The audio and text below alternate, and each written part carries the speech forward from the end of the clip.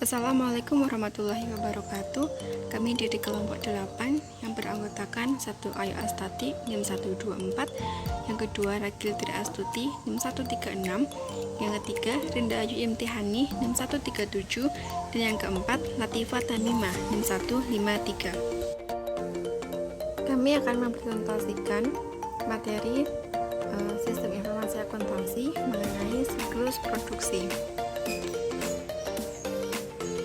Pembahasan pertama yaitu pengertian. Siklus produksi atau production cycle adalah serangkaian aktivitas bisnis dan operasi pemrosesan informasi terkait yang terus-menerus berhubungan dengan pembuatan produk. Dalam sistem informasi sebuah perusahaan, sistem informasi siklus pendapatan menyediakan informasi berupa pesanan pelanggan dan perkiraan penjualan yang digunakan untuk merencanakan tingkat produksi dan persediaan. Sebagai balasannya, sistem informasi siklus produksi mengirimkan informasi ke siklus pendapatan mengenai barang jadi yang telah diproduksi dan tersedia untuk dijual. Informasi mengenai kebutuhan bahan baku dikirim ke sistem informasi siklus pengeluaran dalam bentuk permintaan pembelian. Sebagai gantinya, sistem siklus pengeluaran menyediakan informasi mengenai perolehan bahan baku dan juga mengenai pengeluaran lain yang dimasukkan ke dalam overhead pabrik. Informasi mengenai kebutuhan tenaga kerja dikirim ke siklus sumber daya manusia, yang sebagai balasannya menyediakan data mengenai biaya dan ketersediaan tenaga kerja. Terakhir, informasi mengenai harga pokok produksi akan dikirim ke sistem buku besar dan pelaporan informasi. Dan selanjutnya adalah proses. Memperhatikan bagaimana sistem informasi siklus produksi mengintegrasikan baik data operasional maupun keuangan dari banyak sumber. Departemen Teknik bertanggung jawab untuk mengembangkan spesifikasi produk. File daftar bahan baku menyimpan informasi mengenai komponen-komponen produk, dan file daftar operasi berisi informasi mengenai bagaimana untuk pembuatan setiap produknya. Untuk mengembangkan spesifikasi tersebut, Departemen Teknik mengakses kedua file tersebut untuk memeriksa desain produk yang serupa. Departemen Teknik juga mengakses buku besar dan file persediaan untuk informasi mengenai perkiraan penjualan dan pesanan pelanggan. Departemen Perencanaan Produksi menggunakan informasi itu plus data mengenai tingkat persediaan saat ini untuk mengembangkan jadwal induk produksi dan membuat catatan baru dalam file pesanan produksi untuk mengotorisasi produksi barang-barang tertentu. Dan pada waktu yang sama, catatan baru ditambahkan pada file barang dalam proses untuk mengakumulasi data biaya. Permintaan bahan baku dikirimkan ke Departemen Penyimpanan Persediaan untuk mengotorisasi pengeluaran bahan baku. Dan selanjutnya adalah ancaman dan pengendalian. Aktivitas siklus produksi itu tergantung pada memperbaharui database terintegrasi yang berisi data induk mengenai spesifikasi produk dan persediaan, baik barang jadi maupun bahan baku. Oleh karena itu, ancaman pertama adalah risiko dari data induk yang tidak akurat atau tidak valid. Data yang tidak akurat mengenai operasi pabrik dapat mengakibatkan pembiayaan produk dan penilaian persediaan yang tidak tepat. Catatan persediaan yang tidak akurat dapat mengakibatkan kegagalan untuk pembuatan barang jadi, cara tepat waktu, atau produksi yang tidak perlu. Kesalahan dalam spesifikasi produk dapat mengakibatkan produk didesain dengan buruk. Berbagai pengendalian integritas pemrosesan dapat mengurangi risiko entry data yang tidak akurat. Penting juga untuk membatasi akses terhadap data induk siklus produksi. Menerapkan pengendalian akses dan pemisahan tugas yang sesuai memerlukan kontrolir. Nah, selain autentikasi multifaktor para pegawai, pengendalian akses berbasis lokasi pada perangkat harus juga digunakan. Sebagai contoh, sistem harus diprogram untuk menolak setiap upaya untuk mengubah catatan persediaan dari sebuah terminal yang diletakkan di Departemen Teknik. Pada akhirnya, log atas seluruh aktivitas, terutama tindakan apapun yang melibatkan persetujuan manajer seperti permintaan bahan baku tambahan, ringan atau lembut harus dicatat untuk tinjauan berikutnya sebagai bagian dari jejak audit. Ancaman lain adalah pengungkapan yang tidak diautorisasi atas informasi produksi, seperti rahasia dagang dan peningkatan proses yang menyediakan perusahaan dengan keunggulan kompetitif. Berbagai pengendalian akses didiskusikan sebelumnya menyediakan salah satu cara untuk menanggulangi ancaman ini. Selain itu, data sensitif seperti prosedur tetap yang tepat untuk mengikuti di bidang manufaktur sebuah produk tertentu harus dienkripsi baik ketika dalam penyimpanan maupun selama transisi melalui internet ke pabrik manufaktur dan rekan bisnis. Ancaman umum ketiga adalah kehilangan atau perubahan data produksi. Database siklus produksi harus dilindungi dari kehilangan atau kerusakan yang disengaja maupun yang tidak disengaja. Membackup secara teratur dari semua file data sangat penting. Salinan tambahan dari file induk kunci seperti pesanan produksi terbuka dan persediaan bahan baku harus disimpan di luar lokasi. Untuk mengurangi kemungkinan penghapusan secara tidak sengaja dari file penting, seluruh disk dan rekaman harus memiliki label file eksternal dan internal. Yang selanjutnya yaitu ada desain produk. Langkah pertama dalam siklus produksi yaitu adalah desain produk. Tujuannya yaitu untuk menciptakan sebuah produk yang memenuhi kebutuhan pelanggan baik dari segi kualitas, daya tahan, dan fungsionalitas sementara secara simultan yang dapat meminimalkan biaya produksi. Yang pertama ada proses. Nah, aktivitas desain produk di sini menghasilkan dua output. Yang pertama ada daftar bahan baku. Daftar bahan baku merupakan sebuah dokumen yang menyebutkan nomor bahan baku, deskripsi, dan kuantitas dari tiap-tiap komponen yang digunakan dalam sebuah produk. Dan yang kedua yaitu ada daftar operasi. Daftar operasi yaitu sebuah dokumen yang menspesifikasikan urutan langkah-langkah untuk mengikuti dalam membuat produk, peralatan apa yang digunakan, dan seberapa lama setiap langkah yang diambil. Nah, selanjutnya ada ancaman dan pengendalian. Nah, pada desain produk yang buruk meningkatkan biaya dalam beberapa cara. Menggunakan terlalu banyak komponen unik ketika membuat produk yang serupa meningkatkan biaya yang terkait dengan pembelian dan pemeliharaan persediaan pada bahan baku. Ini juga sering mengakibatkan proses produksi yang tidak efisien. Yang selanjutnya, langkah kedua dalam siklus produksi yaitu ada perencanaan dan penjadwalan. Nah, tujuan dari perencanaan dan penjadwalan di sini yaitu untuk mengembangkan rencana produksi yang cukup efisien.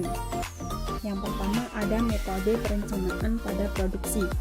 Dua metode umum perencanaan produksi yaitu Manufacturing Research Planning dan Produksi Ramping.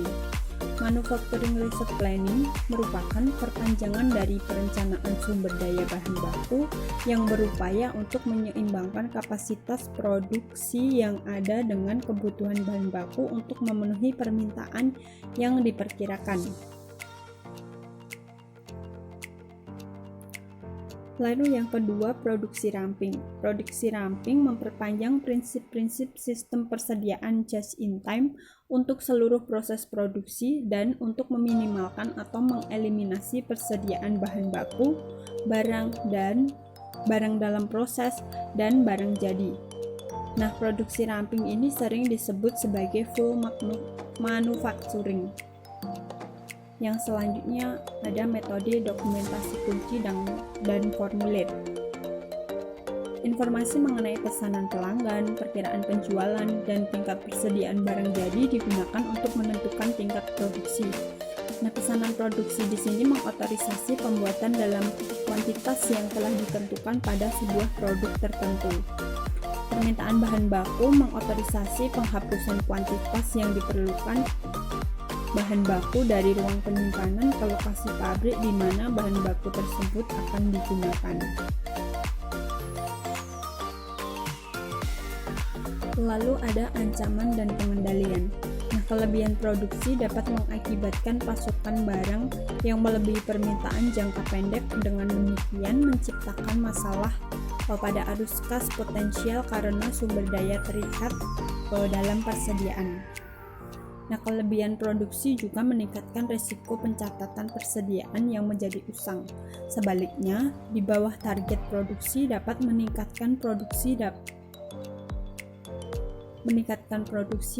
dan dapat mengakibatkan kerugian penjualan dan ketidakpuasan pelanggan karena kurangnya ketersediaan barang yang diinginkan. Saya akan menjelaskan materi mengenai operasi produksi. Langkah berikutnya dalam siklus produksi adalah pembuatan produk yang sebenarnya dengan menggunakan berbagai bentuk teknologi informasi dalam proses produksi. Seperti robot dan mesin yang dikendalikan komputer disebut sebagai Computer Integrated Manufacturing atau CIM. Salah satu efek operasional dari CIM adalah pergeseran dari produksi massal menjadi manufaktur pesanan khusus. Sebagai contoh adalah setiap produk Northrop Grumman dirakit untuk dipesan. Meskipun demikian, setiap produk dapat menggunakan sekitar 256.000 komponen terpisah.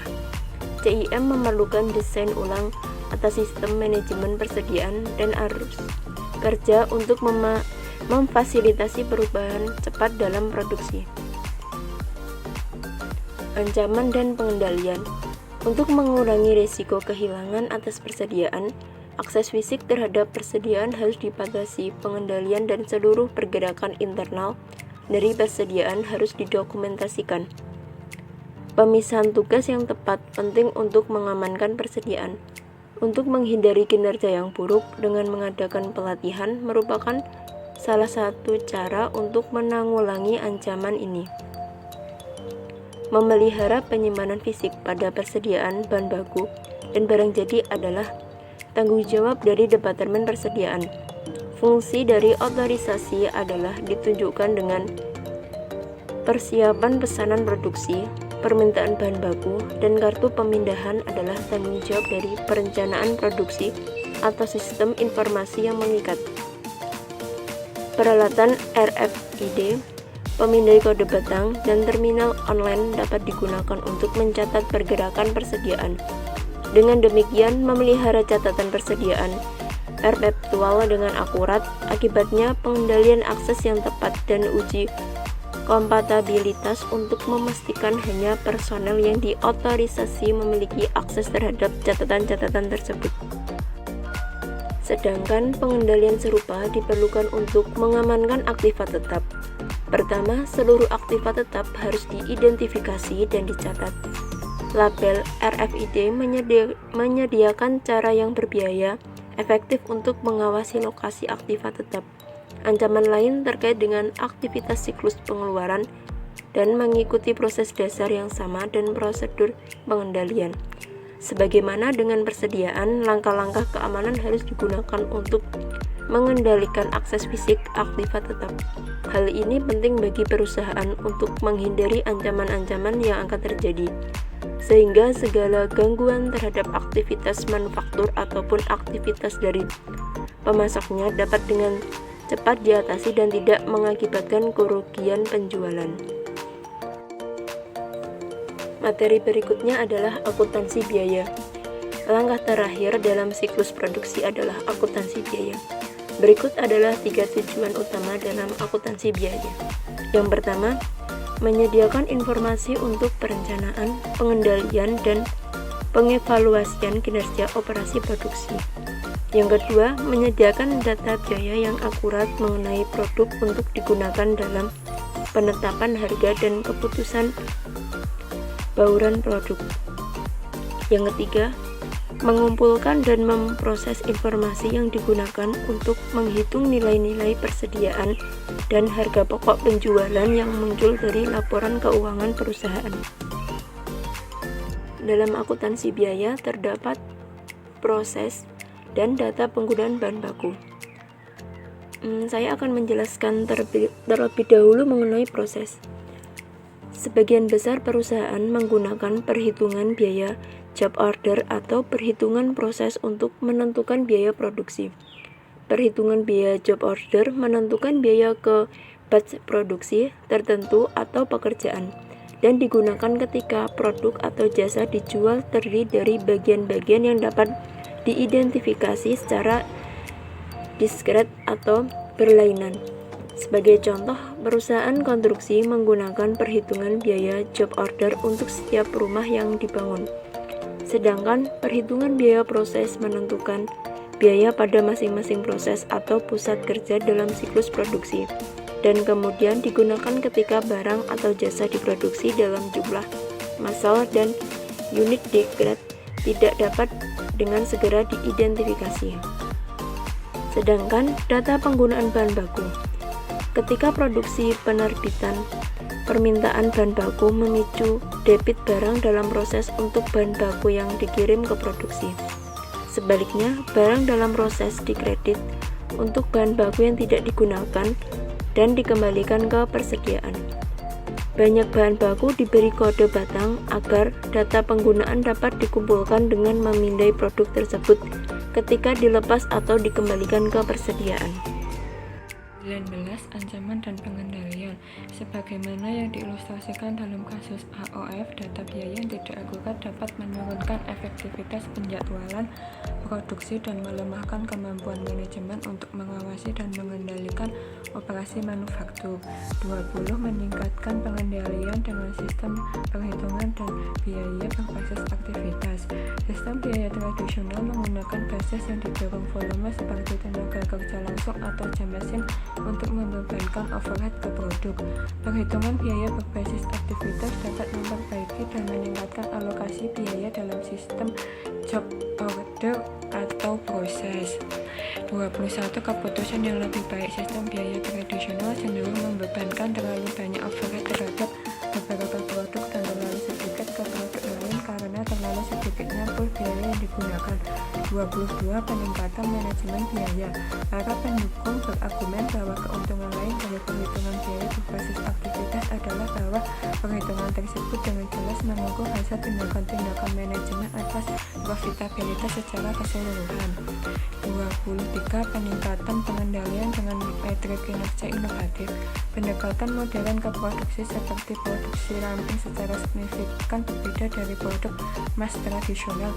Salah satu perbedaan utama adalah pengurangan yang ditandai pada tingkatan persediaan barang jadi karena produksi dijadwalkan sebagai respon terhadap permintaan pelanggan, bukannya proyeksi berdasarkan tahun-tahun sebelumnya. 24. Ukuran pengendalian kualitas.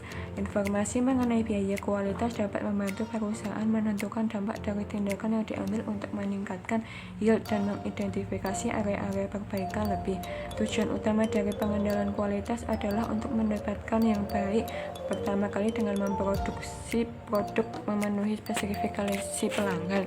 Berikut pembahasan dari kami. Mohon maaf ada salah. Wassalamualaikum warahmatullahi wabarakatuh.